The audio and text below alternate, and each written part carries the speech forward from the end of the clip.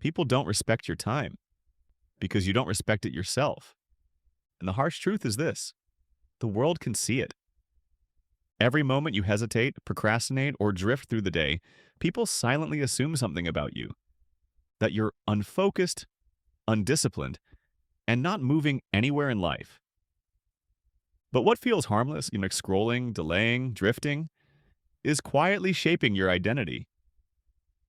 Today, we're fixing that, not with productivity hacks, not with hustle culture noise, but with the psychology behind why you waste time in the first place and how to take control of it starting tonight. Here's the uncomfortable truth: time doesn't disappear, you give it away. And your brain is trained every single day to hand it over without a fight. Most people think they have a discipline problem, but it's not discipline, it's design.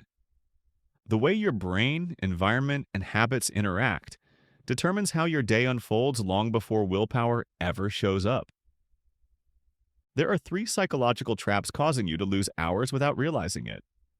And the last one is the most painful, because it exposes a part of yourself you don't want to admit. Let's break them down. The first trap is something called the micro delay reflex. It's that tiny moment where you say, "I'll start in a minute." Just 1 minute. But that minute trains your brain to choose comfort over action, and every repetition strengthens that pathway. Elite athletes, samurai warriors, F1 drivers, they all operate on the opposite reflex. When the cue appears, they move. Action before negotiation.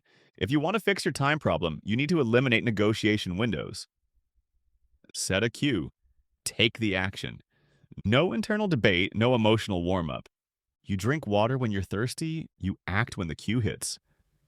That's how time begins to work for you instead of slipping through your hands. But here's where the real damage happens. Time isn't just lost in the actions you don't take. It's lost in the actions you replace them with. This brings us to the second trap: low friction distraction. Your brain is wired to choose whatever requires the least effort for the highest stimulation. Checking your phone, scrolling, tapping through notifications, these things win because they demand nothing from you. Meanwhile, your goals require thought, energy, discomfort. Japanese Zen monks solve this problem in an elegant way. They remove friction from the important things and add friction to distractions. Phone in another room. Workspace cleared the night before. Everything you need ready within reach.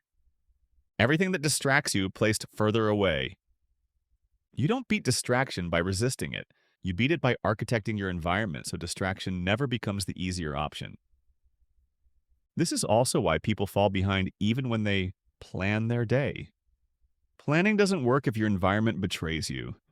Now, the third trap, the one nobody talks about. The psychological trap that explains why your time keeps disappearing no matter how many systems you try. It's identity fog. If you don't know who you're trying to become, you won't know what deserves your time. When every task feels equal, nothing feels urgent. And when nothing feels urgent, anything can steal your focus. This is why samurai trained under the principle of ikigai, a reason for being, not a goal, a direction, a sense of, this is where my time belongs. You don't need a 5-year plan, you just need a North Star. One sentence that filters every decision: my time today goes to the things that build the person I want to become. If you don't define that person, the world will define it for you. And here's a moment to pause, because I want you to reflect on something. You've already felt one of these traps in your own life. Maybe all 3. If one of them hit you harder than the rest, write it in the comments. Now let's move to the part that actually transforms your day. If you want to stop wasting time, you need to create a time identity, not a schedule. An identity. Here's how it works. First, choose one anchor habit. The habit that, if completed, makes your entire day feel stronger. For some, it's a morning walk.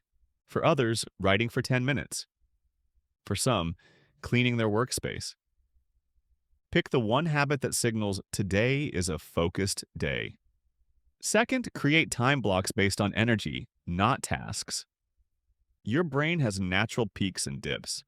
Samurai knew this. They trained precision at high energy hours and repetition at low energy hours. Use your sharpest hours for your hardest work. Use your low energy hours for simple tasks. Stop forcing yourself into a schedule that fights your biology. Third, shrink the starting point. The biggest killer of time is the belief that a task must be done perfectly or completely right now. Instead, 5-minute rule. 5 lines written, 5 pages read, 5 items cleaned. Once you start, your brain shifts into momentum mode. Action generates more action, and that's how you reclaim your day. Not through massive effort, but through tiny, consistent openings. Here's the payoff. Once you understand these psychological traps, you stop blaming yourself for wasted days. You stop calling yourself lazy. You stop thinking discipline is something other people are born with. You realize it's all mechanics: design, identity, environment. And when those shift even slightly, your entire relationship with time changes. You feel lighter, more in control, less overwhelmed. And for the first time, your days stop slipping away because you stop handing them away. If you're watching this, it means a part of you is tired of being stuck in the same loop. A part of you is done feeling behind. And if that's true, then you're already ahead of most people. Because awareness is the first step toward mastery.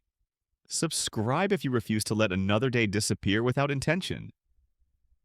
Stay gritty.